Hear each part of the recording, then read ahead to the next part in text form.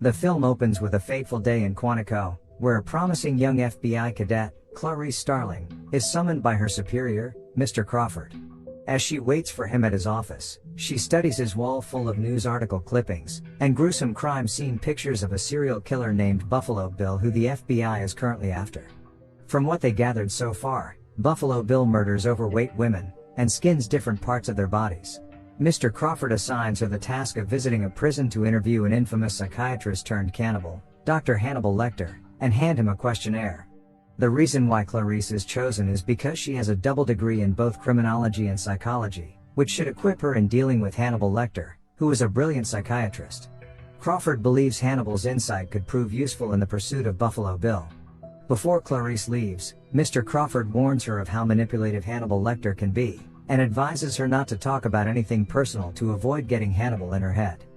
At the Baltimore State Hospital for the Criminally Insane, Dr. Chilton guides Clarice to Hannibal's cell, while making suggestive remarks to her. He then begins telling her how dangerous and intelligent Hannibal is, so that whatever happens, Clarice must not touch the glass barrier. He tells her that a few years back, Hannibal complained about having chest pains, but when they tried getting him help, he took the opportunity to maim a nurse's face and ate her tongue. After the doctor leaves her at the entrance of the special inmates unit, the prison's resident psychiatrist points her to Hannibal's cell, and leaves her to venture alone. The hall is filled with the most notorious serial killers, and Hannibal's cell sits at the very end. Before Hannibal's cell, an inmate named Miggs gawks at her. Unlike the rest of the serial killers there, Hannibal's demeanor is disturbingly calm. Instead of bars, his cell has a bulletproof wall, and he politely asks to see her credentials. He finds it rather intriguing that the FBI decided to send a cadet, instead of an actual agent, to interview him. It is clear that he is extremely intelligent and has photographic memory, because he's able to draw a fully detailed view of the city of Florence just from memory. He also knows that Mr. Crawford intends to use him to understand and eventually arrest Buffalo Bill. When asked why Buffalo Bill skins his victims, Clarice says he does it to make trophies, like most serial killers. But Hannibal the cannibal denies keeping trophies, and Clarice counters that it's clear because he ate his victims. He then asks her to pass him the questionnaire. Although initially pleasant and courteous, Lecter is unimpressed with the questionnaire and grows impatient with Clarice's attempts at analyzing him. He expresses this by berating her and making disturbingly accurate assumptions about her background, which is that she's a hillbilly who came from a poor family. Shocked, Clarice responds that Hannibal should look at himself with that kind of accuracy, and taunts Hannibal that maybe he's too afraid to. Offended again, he tells her that the last time somebody tried giving him a questionnaire, he ate their liver out. And with that, he tells her to leave. When she gets up and starts pacing the hall, one of the inmates, Miggs, suddenly flings his semen at her, which draws Hannibal's attention, so he yells at her to come back. He tells her that he can't stand the thought of her having to deal with such indecency, so he's giving her another chance to interview him under this condition. Look within yourself, and track down my old patient, Ms. Moffett. As she heads back to her car, she breaks down in tears from the experience, and comforts herself by reminiscing about a childhood memory of welcoming her sheriff father home. The following days go by normally for her as an FBI Academy student, only now she spends study hall researching about Hannibal Lecter. But not long after, Mr. Crawford calls her to inform her that Miggs is dead. Apparently, Hannibal spent all day saying words to him until Miggs somehow swallowed his own tongue and died. Clarice then updates that she thinks Hannibal's last words, which are the phrase "look into yourself," were a code. Therefore, she did her research, and found a storage house named Yourself Storage located in Hannibal's hometown. When she gets there, she is informed by the keeper that the place is a storage unit under the name of Ms. Hester Moffett, that hasn't had a visitor for the past decade. Since the door is stuck, they have to use a car jack to pry it open. Inside, she unveils a car underneath a massive American flag, and finds a headless mannequin inside. To her horror, there she finds a preserved human head inside a jar. With this discovery, she rushes to revisit Hannibal, and proves her intelligence by figuring out that the name Hester Moffett is an anagram for the rest of me. Therefore, she believes that Hannibal was the one who rented the storage unit, not Hester Moffett. Hannibal then tells her that the head she found is his former patient, Benjamin F.B.I, whom he assures that he didn't kill, but only kept his head. He suggests that F.B.I was killed by someone as an experiment. Clarice now believes that his former patient is linked to Buffalo Bill, and that Hannibal knows Buffalo Bill's identity. Hannibal finally offers a psychological profile of Buffalo Bill in exchange for better facilities, where he can view trees out of an open window, and be far from the rude Chilton. He tells her to make her decision quickly, since Buffalo Bill must already be searching for the next special victim. Meanwhile, on the other side of the story, a woman in Memphis, Tennessee is driving back home, while being watched by a man with night vision goggles. The woman just arrived home when she notices a man with a cast on his arm, struggling to lift a couch into his van. She decides to help him out of sympathy, and hops into the truck to position the chair inside. Get the truck, and I want to push it all the way up. Push it all the way down. After strangely asking her if her clothes are a size 14, he hits her unconscious. He checks the size of her coat, happy to see that she's a size 14. He then slices her blouse, and drives off with satisfaction after discarding the blouse on the ground. On the next day, Clarice is summoned out of her training to accompany Mr. Crawford investigating a recently discovered dead body of a woman in Virginia. On their way there, Crawford shows her another Buffalo Bill's victim's body he found a few weeks ago, whose back had been skinned. Apparently, Buffalo Bill kept her hostage for 3 days without raping her before he shot, skinned, and dumped her body. They find the local sheriff at the morgue of a local funeral home, where a funeral service is taking place just in the other room. Clarice looks into the funeral ceremony, causing her to briefly have a flashback of attending her father's funeral. After asking the local police to leave, the FBI unzips the body bag in front of them and begin to examine it. Without taking long at all, Clarice is able to point out that the victim must be taken from out of town, because her accessories and makeup don't look like that of a local. Not only that, the dirt under her broken fingernails shows she crawled to escape. And lastly, she discovers that a cocoon has been tucked inside her throat. They discover that this one is also missing the skin in 2 large diamond-shaped sections in her buttock area. Up next, Clarice takes the cocoon she discovered for her biologist friends to study, and they reveal to her that it's a death's head moth, a species exclusive to Asia. Based on the state of the moth, they also conclude that someone specifically raised them in this area. At the same time, we are finally shown a view of Buffalo Bill's house, where he keeps several insect terrariums, and is sewing in his birthday suit. A woman's scream for help can be heard from inside a well in the other room. On the next day, Clarice overhears a news coverage on the kidnapping of the woman we saw in the previous scene. Her name is Catherine Martin, who as it turns out is the United States Senator's daughter. They also watch the senator deliver a heartfelt message to Buffalo Bill, begging him to show compassion and let her daughter go. With this kidnapping, the US government is now putting Catherine's rescue in priority, so they send Clarice for another chat with Hannibal Lecter. This time taking with her a series of charming offers if Lecter could help catch Buffalo Bill. This offer includes relocating him to a nursing home with a view, and an annual supervised week-long vacation to Plum Island. He accepts the offer, though with the condition that Clarice shares more personal stories with him, which she agrees to. Clarice begins to share about how her father was murdered by 2 armed robbers when she was little. As a result, she moved to live at a ranch with her mom and stepdad, until she ran away one day, but not because of abuse. In exchange, he asks if Catherine was a large woman, which Clarice confirms. She informs him about the moth they found in the previous body, and reveals they found the same cocoon in Rasbai's head. Hannibal tells her that a moth represents transformation, and based on the fact that Buffalo Bill has been skinning his victims, he is preparing for a transformation of his own. Hannibal believes Buffalo Bill was abused as a child, causing him to hate his own identity and think of himself as transgender, though he is actually not. Another hint from Hannibal is that he's convinced that Bill must have tried to sign up for gender reassignment surgery at all 3 major sex reassignment clinics there, but was rejected due to his twisted mindset. Unbeknownst to them, Dr. Chilton, who is jealous that the federal government sent for Clarice instead of him, is eavesdropping on their conversation.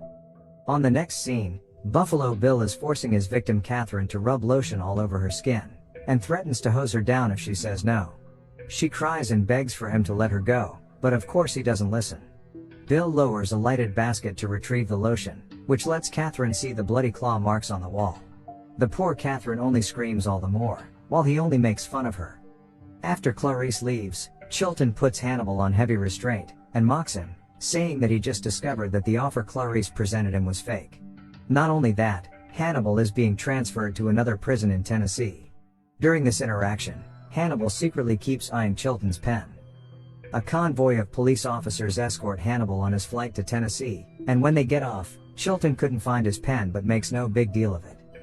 They proceed to will Hannibal Lecter to face the senator, who now gives him a real offer in exchange for her daughter's safe return.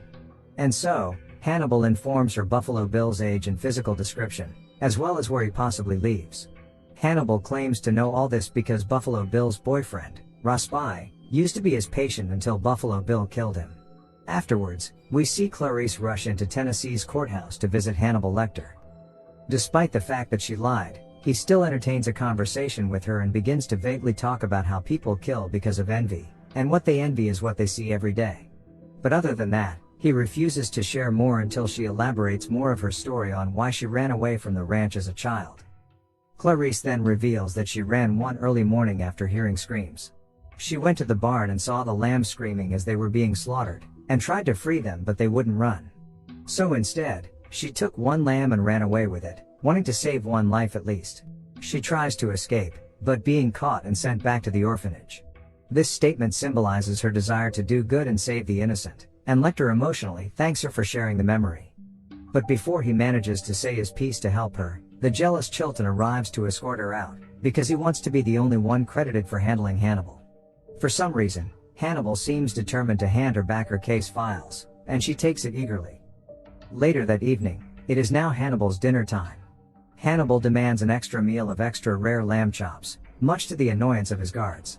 They begin with cuffing him to the cage bars for safety measure. But unbeknownst to them, Hannibal has been tucking in a pen's tip inside his mouth this whole time, and uses it to uncuff himself. When one of the cops kneels to retrieve his tray, he suddenly cuffs him to the cage, and takes a bite out of the other's mouth, before finishing off the handcuffed cop by beating him bloody. Soon after, the police officers downstairs notice the elevator indicator move to the 5th floor, although no one is currently authorized to go there, followed by a series of gunshots. The elevator then moves again and stops at the 3rd floor, prompting several officers to head up there. Upon arriving, they discover Hannibal's cell open, and a disemboweled body of an officer on display. Meanwhile, the other one's face had been horribly lacerated, but he's miraculously still breathing. Special forces and ambulance units are sent to the scene immediately to rush the dying officer over to the hospital. However, on the elevator way down, they notice blood leaking from the ceiling. When the elevator stops, the police chief quietly informs his team that a wounded Hannibal is hiding on top of the elevator, while the injured officer is rushed to the hospital. 2 officers even go upstairs, and look through the elevator shaft to check. Because they need him alive to help catch Buffalo Bill, an officer shoots him in the leg to merely incapacitate him, but he remains still. And so, the special unit downstairs decide to open the elevator shaft, only to reveal that it's a dead fellow officer whose face had been skinned. Unbeknownst to them, the real Hannibal is actually inside the ambulance, wearing the skinned officer's face. Not long after, Clarice gets informed that the ambulance was found by the side of the road with the medic dead, and additionally, Hannibal also killed a tourist. Despite it all, Clarice is now more determined than ever to solve Buffalo Bill's case, by studying the case files Hannibal just handed her. He scribbled on a page, emphasizing on the fact that there is a pattern in the victims. This reminds her of the conversation about envy, and how it's more than likely that Buffalo Bill's first kill was someone he knew personally, Frederica Bimmel, who lived in Ohio. Afterwards, Clarice continues the investigation by driving up to Frederica, the first victim's home, and looking around the house. Seeing the stitching supplies, she discovers that Frederica was a tailor. She then finds dresses with templates identical to the patches of skin Buffalo Bill took from his victims' backs. Clarice is finally able to piece together a theory, and calls Mr. Crawford to present it right away. She deduces that Bill is making a human skin suit to turn himself into a woman. But Mr. Crawford states that they've found the culprit, thanks to the help of Hannibal Lecter's hint about the 3 major sex reassignment clinics. They are now on their way to Chicago to arrest the guy. While this is happening, the senator's daughter Catherine appears to be tying a bone to a string that Buffalo Bill uses to bring her lotion, and throws it to the top. She begins calling his dog to try baiting it to fall down the well, while Buffalo Bill is busy dressing up, feeling himself in front of a camera while playing loud music. Despite what Mr. Crawford said, Clarice still continues her investigation. She meets up with Frederica's friend, and from there discovers that the victim used to work as a seamstress for a woman called Mrs. Lipman. Meanwhile, inside Buffalo Bill's hideout, Catherine has successfully baited the dog. Buffalo Bill panics when he discovers Catherine holding his dog and threatening to hurt it if he doesn't hand her a phone. At the same time, armed FBI agents have arrived in front of a house and prepare to ambush the killer's house. Back to Buffalo Bill, he hears the doorbell ring and is forced to answer it. But instead of armed FBI agents at his door, he finds an unsuspecting Clarice, who is here because this house used to be Mrs. Lippman's residence. During this time, in a completely different city, Clarice's superior Mr. Crawford ambushes into an empty house, and it's at this point he finally realizes that Clarice is out there on her own. Back to Clarice, Buffalo Bill lets her in and introduces himself as Jack Gordon. He calmly tells her he is Mrs. Lippman's son's number for her to contact.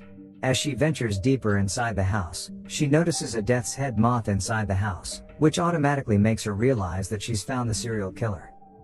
She immediately takes out her gun, but he runs away before she could shoot him.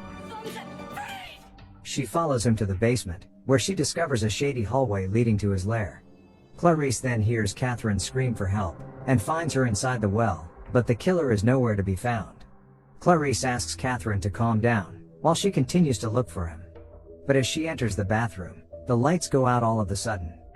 Unable to see, she tries feeling her way through, while the killer, who is wearing night vision glasses, quietly follows her. He has fun by reaching out, until he barely touches her. The man starts to raise his gun, but reveals himself by cocking his revolver. Clarice reacts quickly and shoots him, consequently blowing a hole through the wall. This enables her to see Buffalo Bill, the now dead killer, lying on the ground. The next scene shows the senator's daughter safely walking out of the building, while holding the fluffy dog, while Clarice walks away with a proud Mr. Crawford. Days later at the FBI Academy's graduation ceremony, Clarice receives her official FBI badge with honorable accolades. She thanks Mr. Crawford for his mentorship and the opportunity he gave her. During the after party, she suddenly receives a phone call from Hannibal Lecter, who'd like to send his regards and assures her that he doesn't plan on killing her, because the world is better with her in it. Before the film ends, he announces that he's having an old friend for dinner, and we can see that Dr. Chilton is there. He hangs up and walks away, leaving Clarice shaken.